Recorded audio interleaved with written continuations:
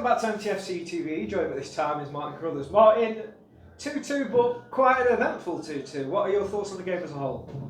Very eventful. You know, we're really disappointed. Not only with the result, but you know, officials and referee decisions are costing us dear at the minute, and you know, you can't legislate for them. You know, to not be too critical of the officials, we have to take some responsibility. Our performance first half was well below par. You know, we conceded a very poor goal. You know, I said at half time, Morpeth had not scored for 6 or 7 games, you know. And then, you know, to concede a goal from our set piece and a counter attack is not good enough, really. So we shuffled the pack at half time, you know, and in fairness, we were much better at half time, and we got back into the game with a great ball from JJ. A great finish from Demi on his debut, and that's why we brought him in. You know, and there's only one team going to win it there, but, you know, Jordan, poor defending. You know, it's one ball over the top. It's another yellow card, and it's a sending off and a penalty, and these things are killing us, and it's that lack of discipline and that inability to stay focused and concentrate, you know, in vital moments of the game. You know, you're most vulnerable 5 minutes after you scored a goal, and you've got to switch on and just be focused and manage the game a little bit better. But credit to the lads, you know, with 10 men, you know, we've got back to 2-2, great ball from a corner from I think it was Al, and a great header from Qualtz, 2-2, and then, you know, you think you're going to go and win the game. They had no expansion at all. They were killing time, you know, time wasting. And we was going to win it with 10 men, and then Demi's gone through clean on goal, goes around the goalkeeper, brings him down. It's a stonewall penalty, and you know, he gives a free kick and books Demi for diving, which is an absolute scandal, and I just don't know where we go with these officials. And then I get sent off for throwing my hat on the floor. You know, if you get you sent off for throwing your hat on the floor, and then, you know, what chance have you got? But yeah, it was poor from start to finish, and you know, I said to the lads, you know, brilliant for great character for getting a point, but we can't concede the goals in the manner that we do if we're going to be successful. Set up in that 3-4-3 again, it's very similar to Belper.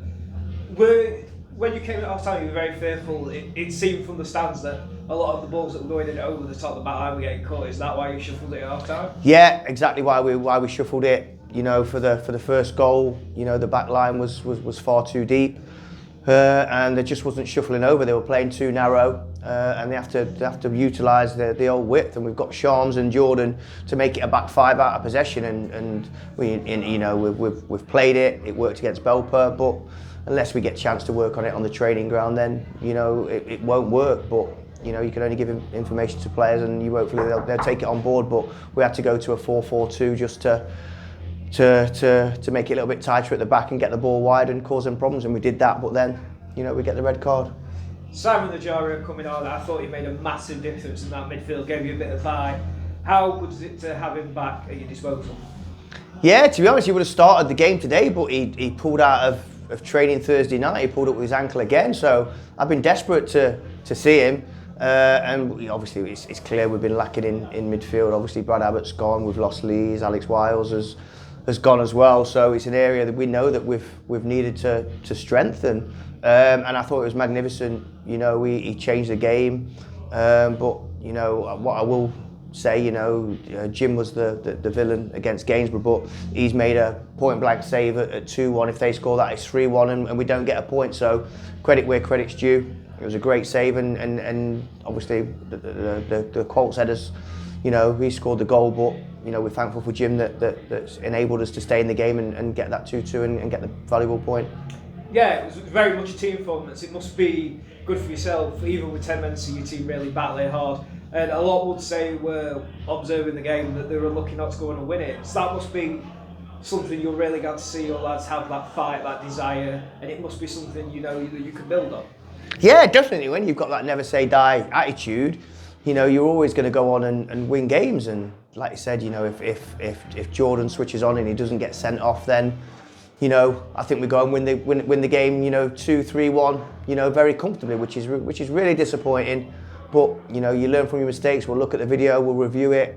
And the only disappointing factor is that Jordan's going to get, you know, more games on top of the 2 games we're already going to miss him. So, yeah, it's back to work, and, you know, obviously we've got to try and bring a goalkeeper in for Tuesday night and also find some cover for Jordan for the next 3 or 4 games as well.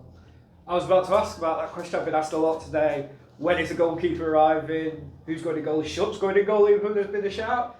I know yourself, I know Jay, I know Wayne, I know everyone works really hard through the week, constantly on the phone trying to bring in signings. And it's not the easiest thing to do. A lot of players at this level now are on contracts and comes wanting a lot of money, obviously, for players that play regularly. Can you give us an update on how you are finding navigating this market and any potential incomings you've got? It's really difficult because most of the players that I've worked with in the past or won, they're on contracts at the clubs, and unless you're paying fees for them, and some of them, even if you offer them a fee, wouldn't let them go at this moment in time. It's that period of football. Some are going for the playoffs, some are trying to stave off relegation, and they just won't part with the players. But touch wood, we've got a deal lined up for an experienced goalkeeper. I'll speak to him after the game tonight. I'll speak to the club involved, and hopefully all's gone well, and they'll agree to release him on Monday morning. So that's what we're pinning our ropes on. If that doesn't, we have got some backup goalkeepers, just in place that we can bring in on loan just to cover us in the short term. So yes, for everybody who asks, we're never sat idly. Thank you for your time, Martin, and congratulations on the point today. Cheers, mate.